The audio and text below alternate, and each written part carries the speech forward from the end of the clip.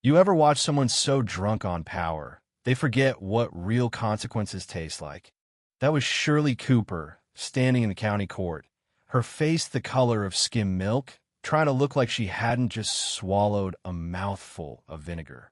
11 years, she reigned over Pinewood Ridge as HOA president. 11 years of yes, ma'am, whatever you say, Shirley, and folks acting like she owned the dirt under their own feet. But now, there's a judge up there reading her sentence, and I'm just a quiet face in the back row. No smile, no I told you so, just watching it all come down. Funny thing is, a while back, Shirley sent me an offer to buy my lake for $50. 50. For land I paid $500,000 for. She figured I'd fold. That power and money, buy anything, especially from someone new in town. But what she didn't know, what she never cared to learn, is that if you really understand how the system works, and you play it honest, the system forgives nobody, not even self-crowned queens. So let me wind you back to how all this started. It began with a lake and a promise I made years before, and if you've ever been up against somebody who thought they were untouchable, well, maybe you'll find a little bit of yourself here. That first morning on Willow Lake, the world felt like it was holding its breath. Mist rolled off the water, pine trees standing guard all around, their reflections sharp as glass. 12 acres, my own little patch of quiet, bought not because I needed it, but because a man I loved once dreamed out loud about it. The air was pine and wet dirt. Some bird in the woods was singing its old song, same as ever. I just stood there, breathing it in. Dad used to take me fishing outside Charlotte, back when money was tight and dreams were rationed out between double shifts at the dry cleaning shop. He was a small guy, bent from carrying boxes that weighed more than I did at age 12, but put a fishing rod in his hand, and he'd stand tall, eyes soft, half a smile sneaking out. Once, while we sat waiting on fish that never came, he told me he wanted a lake of his own one day. Just big enough for a morning walk, he said. Grow some vegetables, cook soup for your mother, sit quiet at dusk. He didn't really believe it. Not deep down, but he wanted to. I laughed, told him we'd buy 2 lakes. We went home empty-handed, but full all the same. He never got his lake. Some jerk in a truck ran a red light when I was 28, took both my parents in an afternoon. They'd been on their way to see a property with a pond. I stood there at their funeral in the rain between 2 caskets and made a promise. I'd find that lake. I'd finish what they started. Took me 14 years. Sold my cybersecurity startup for just enough to never have to work again, if I was careful. Searched lakes in Virginia, ponds in Tennessee, lots in Georgia. Then I found Willow Lake, owned 70 years by the Whitmore family. When I met Eleanor Whitmore, she looked at me like she was measuring if I was worthy. I'm glad it's going to someone who wants it, she said. I paid the full price. Didn't haggle, didn't flinch. Signed the deed. And for the first time in forever, it felt like I'd made good on that old promise. I had plans, small cabin on the east side, a garden on the slope, maybe teach some city kids to fish, let them run wild along the shore like my dad did for me. I even had the sign sketched out in my notebook, Men's Dream. Yeah, I know, corny, but it meant something. Driving back through Pinewood Ridge that day, everything looked like a postcard. Lawns neat, mailboxes matching, big sign out front with all the HOA rules. Saw this woman, gray hair, arms crossed, standing like she was watching for trespassers. Didn't smile, didn't wave back. Just watched until I was gone. Should have been a red flag, but I was too busy picturing my garden. That was my first mistake, thinking peace would last. 3 days after I bought the lake, a letter landed in my mailbox. Green logo, red official notice stamp, all business. Invited, well, more like commanded, me to a meeting with the HOA president. Thursday, 10 a.m. No option to decline. Signature at the bottom, Shirley Cooper. Now, here's the thing about HOAs. Unless your land sits inside their little drawn line, they got no power. My lake was outside. The law was clear. But laws and people's behavior, well, those are 2 different animals. Showed up at the clubhouse. 3 folks sitting there. Shirley at the head, sharp eyes, lips pressed so tight it looked painful. A heavy-set man to her left, a young woman taking notes.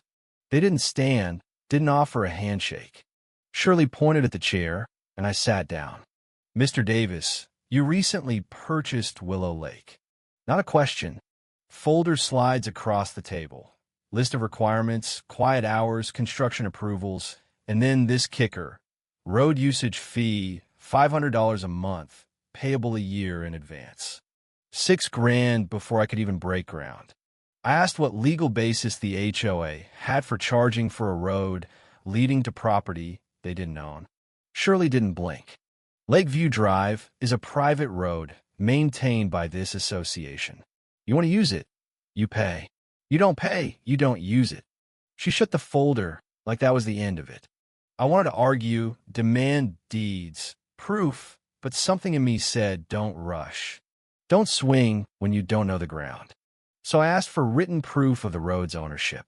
Shirley just smiled that nasty little smile and said, "We don't owe explanations to outsiders." Meeting over. I left with my head buzzing.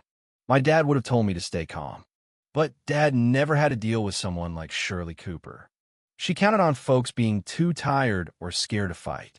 Was she bluffing? Or just betting I wouldn't check? So I checked. Down at the county recorder's office, after digging through files older than I am, I found what I needed. A document from 1958. Lakeview Drive, public right-of-way, permanent access to Willow Lake. Can't be blocked, can't be charged. Certified copy in hand. I mailed it to the HOA with a polite note. No more road fees. Thought that'd be it. Silly me. 5 days later, new letter. Ignore the easement. Repeated the same demands. Added a threat. Comply or face legal action. Lose all road access. Didn't matter that I had proof. They just pretended it didn't exist. Ever had that happen? Hold undeniable truth in your hands. And someone looks right through you? That's what I was up against. Not a legal dispute, a kind of arrogance that said, reality is whatever I say it is. 2 days after, I caught workmen measuring the road, unloading fence posts and chain link. They were building a barrier right across a public road. I didn't sleep much that night. Then came Ed Thompson, old real estate lawyer, retired. Invited me over, poured coffee without asking how I'd take it. Said he'd watched Shirley for years, seen families find into the ground, pressured until they sold out.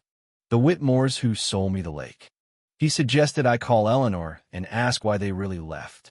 So I did. Eleanor was 82, voice thin but steady.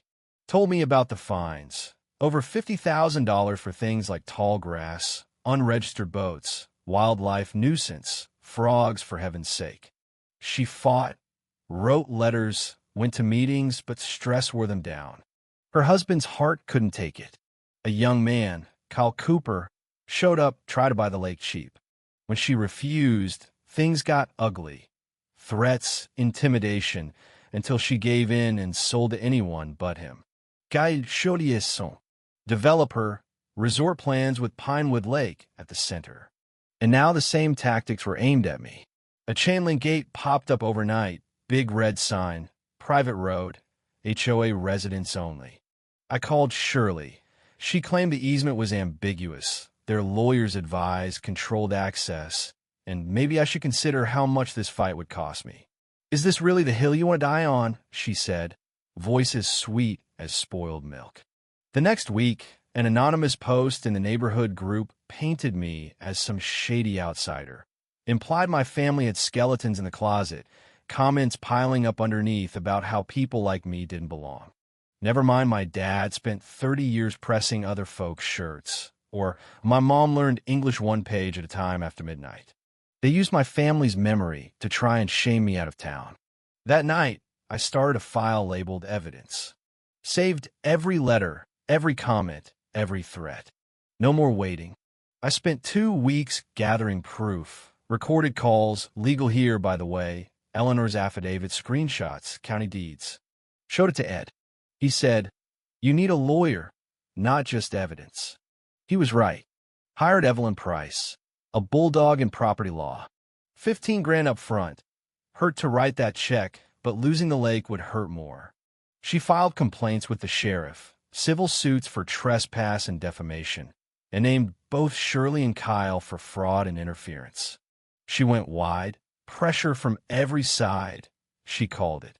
There was risk, sure. Judges don't like nuisance suits, but she knew the lines.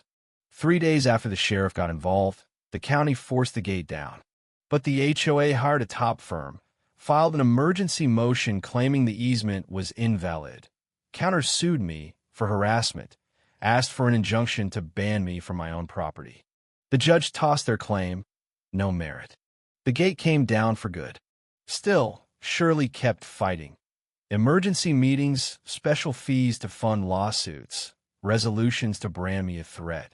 For the first time, though, cracks showed in her control. Votes started to go against her. Board members got jumpy. Former victims came forward, people who'd lost homes to similar scams. Patterns emerged. This wasn't one angry neighbor. This was a racket. But what we didn't have yet was a confession. So we set a trap. I invited Shirley and Kyle to a settlement meeting at the lake with Evelyn, Ed, and a local reporter all hidden nearby. They showed up, sure of themselves, and tried one last play. Offer me $50 to walk away, threatened to bury me in court, boasted about making others leave. And they admitted, right there, this had been their plan all along. Get rid of stubborn owners, flip the lake into a luxury resort. Every word caught on tape. When we revealed the camera and witnesses, Shirley's face drained of color. "What have you done?" she spat. "I just told her what you taught me, waited for you to make a mistake." Evelyn handed the recording to the DA. The article hit the local paper 2 days later. HOA president caught on tape. Extortion, threats, and a decade of abuse. Public outrage exploded. The board voted Shirley out. Her closest ally resigned. Lawsuits wrapped up quick. Judges sided with me, ordered them to pay damages and legal fees. No appeals, too risky with criminal charges pending. Shirley took a plea: probation, community service, restraining order. Her son lost his license. His resort dreams withered. New evidence came in, board minutes doctored, finances fudged, other families forced out. The DA pressed more charges. The new HOA board issued a public apology, started fixing what they could. A year later, the cabin was finished, small, simple, exactly what Dad would have wanted. I ran summer camps for kids who'd never seen a lake, taught them to fish, watched them light up at their first catch. I'd stopped by often, told stories by the fire. Julie, one of Shirley's past victims, helped organize an HOA reform group, lobbying for real change, real oversight. On the last night of camp, a boy named David stood beside me on the dock, line in the water, grinning. "I'm going to catch a bigger one next year," he said. I told him I believed it. So let me ask you, when power finally meets its match, when someone who's played dirty for years has to face real justice, what does that feel like to you? Is it enough? Should there be forgiveness? Or is it sometimes right for people to lose everything when they try to steal everything? Drop your thoughts below. Tell me, what's justice mean where you live? Ever tangled with a bully like Shirley? I want to hear your story. Maybe you'll remind someone out there that the fight is always worth it.